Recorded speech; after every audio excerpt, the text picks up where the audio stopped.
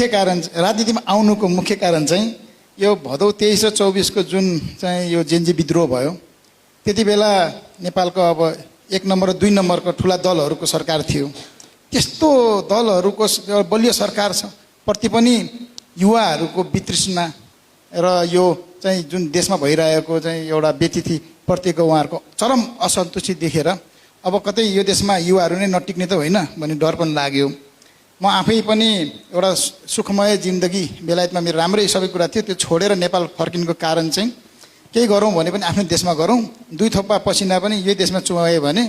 आफ्नो जीवोपार्जन त चल्छ सँगसँगै देशको पनि विकास हुन्छ कि भन्ने हिसाबले फर्केको हो। र म आशावादी मान्छे, त्यसले गर्दा त्यो आशा मैले मारेको छैन। तर आजको युवाहरूमा चाहिँ त्यो चाहिँ एउटा धैर्यता अब हुन पनि